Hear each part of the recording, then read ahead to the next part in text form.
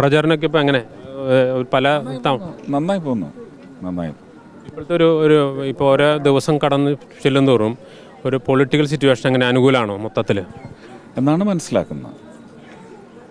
വളരെ അനുകൂലമാണെന്ന് മനസ്സിലാക്കുന്നു. Political situation അല്ല, രാജ്യത്തിൻ്റെ ഭരണത്തിൻ്റെ കാര്യത്തിൽ ജനങ്ങൾക്കുള്ള ഒരു ജാഗ്രത വളരെ വ്യക്തമായി മനസ്സിലാവുന്നുണ്ട്.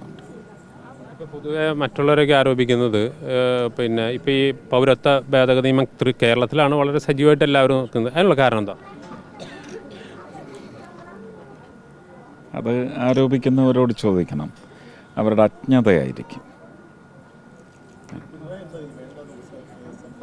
അത് അദ്ദേഹത്തോട് ചോദിക്കണം. അദ്ദേഹം പറഞ്ഞ ഒരു കണക്കിന് സത്യമാണ് കേട്ടോ, അതിന് വിലയുണ്ട്. എന്തുകൊണ്ടാണ്? അദ്ദേഹത്തിൻ്റെ പ്രാപ്തിയില്ലായ്മയാണ് അദ്ദേഹം പറഞ്ഞത്. അദ്ദേഹത്തിന് അധികാരമില്ല അതിന്, അതുകൊണ്ട് നടപ്പിലാക്കില്ല എന്ന് പറഞ്ഞു. സത്യമല്ലേ? അത്രയേ ഉള്ളൂ.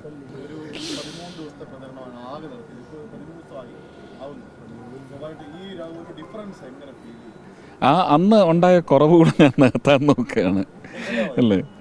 അല്ല, ഇതാണ് ഇപ്പം 18-ാം തീയതി ആവുമ്പോഴേക്കും ആദ്യത്തെ ലാപ്പ് കഴിയും, ആദ്യത്തെ റൗണ്ട് കഴിയും.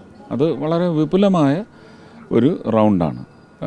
ഏതാണ്ട് 18 മുതൽ 28 മീറ്റിങ്ങുകളാണ് ഒരു ദിവസം നടക്കുന്നത്. ചില മണ്ഡലങ്ങളിൽ നമുക്കങ്ങനെ 14 മണ്ഡലമാണ് നമുക്കുള്ളത്, ബ്ലോക്കായിട്ട് തിരിച്ചിട്ടുണ്ട്. അപ്പോൾ 7 നിയമസഭാ മണ്ഡലങ്ങൾ 14 മണ്ഡലങ്ങളാക്കി ആ 14 മണ്ഡലങ്ങളിലും പര്യടനം നടത്തുകയാണ്. അത് സഭകൾ ചേരുന്നുണ്ട് ഇതുപോലെയുള്ളത്. ഇത് തന്നെ തുറസായ സ്ഥലത്ത് ആളിനെ ഒരു ഓഡിറ്റോറിയത്തിൽ കൊള്ളാൻ പറ്റാത്ത സ്ഥലങ്ങളിൽ വിപുലമായിട്ട് എല്ലാവരോടും കുറച്ച് ഒച്ചത്തിൽ സംസാരിച്ച് അവരുടെ ഹൃദയത്തിലേക്ക് കടക്കാൻ ശ്രമിക്കുന്നുണ്ട്. അല്ല, ഇപ്പോൾ ഇവിടെ വരുമ്പോഴത്തേക്കും അവർ ഉന്നയിക്കുന്ന വിഷയം ഓട് വ്യവസായം. ഇത് 2 ദിവസം മുമ്പ് നമ്മൾ വലിയ വ്യവസായമല്ലാത്ത കുമ്പാരികളുടെ യാതനയും നമ്മൾ അറിഞ്ഞതാണ്. അപ്പോൾ ചെളി എന്ന് പറയുന്നതിന് പ്രകൃതിയെ സംരക്ഷിക്കുന്നതിനുള്ള നിയമങ്ങൾ നമ്മൾ തന്നെയാണ് വലിച്ചിഴച്ചത് അല്ലേ? അമിതമായി പ്രകൃതിയെ ചൂഷണം ചെയ്തതിൻ്റെ പശ്ചാത്തലത്തിൽ. അപ്പോൾ നിയമങ്ങളും പാലിക്കപ്പെടണം. നമുക്ക് ചെളി മാത്രം മതി, കുടിക്കാൻ വെള്ളം വേണ്ട എന്ന് പറഞ്ഞാൽ തീരെഴുതി കൊടുക്കാൻ പറ്റുമോ? ഇല്ല. അപ്പോൾ ജലസ്രോതസ്സുകളെ സംരക്ഷിക്കുന്നതിന് വേണ്ടി നിയമങ്ങളുണ്ട്, അതെല്ലാം. പക്ഷേ അതെല്ലാം അഴിമതിക്കായി ഉപയോഗിക്കുന്നു ആ നിയമങ്ങളൊക്കെ എന്നുള്ളത് സങ്കടകരമായ കാര്യമാണ്.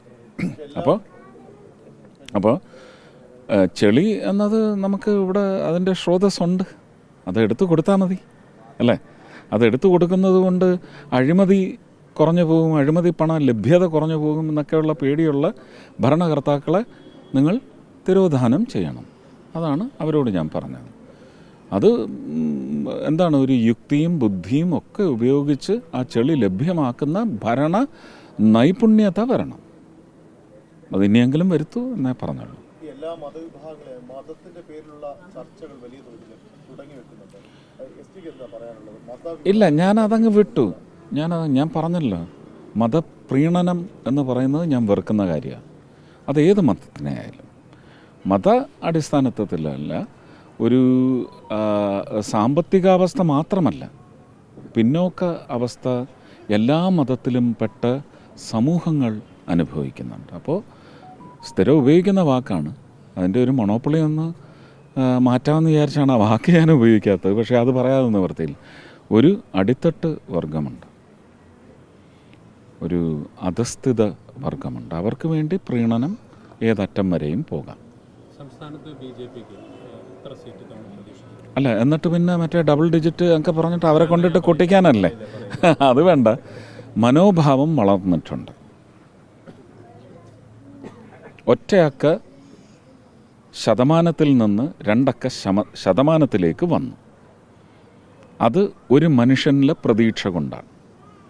ആ മനുഷ്യൻ ആ പ്രതീക്ഷയ്ക്കൊത്ത് 10 വർഷത്തിൽ 9.25 വർഷവും പ്രവർത്തിച്ചു.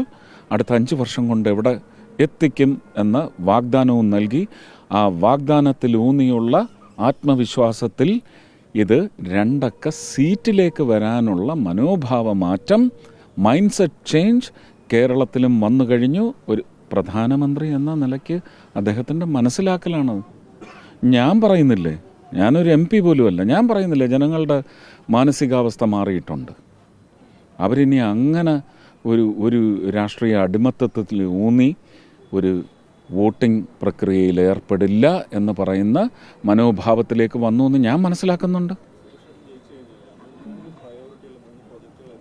അല്ല, അങ്ങനെ പ്രോജക്റ്റായിട്ടല്ല. എന്താണ് ഈ ഇപ്പം ഓട് കമ്പനി, എനിക്കതിപ്പോൾ എൻ്റെ മാനിഫെസ്റ്റോയിൽ വരുത്താൻ പറ്റുമോ? പ്രൈം പ്രോജക്ട്സ് ഞാൻ 2019 പറഞ്ഞത് തന്നെയാണ്.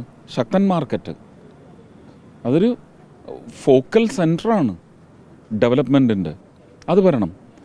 3 റോഡുകളെയും കണക്ട് ചെയ്ത്, അതായത് കുന്നംകുളം റോഡ്, പൊന്നാനി റോഡ്, ഈ മണ്ണുത്തി റോഡ് 3നെയും കണക്ട് ചെയ്ത് വെറുതെ ആവാസ വ്യവസ്ഥിതിയെ ശ്വാസം മുട്ടിക്കുന്ന തൃശ്ശൂർക്കാരനുഭവിക്കുന്ന ട്രാഫിക് ആയാലും ഒരു unnecessary traversing through the city എന്ന് പറയുന്നത് ഒഴിവാക്കാനായിട്ട് പാലക്കാടുള്ളവർക്ക് പെട്ടെന്ന് കോഴിക്കോടെത്താനോ ഒക്കെ ഒരു cross way, elevated highway, high raised road, എങ്ങനെ വേണേലും ആവാം.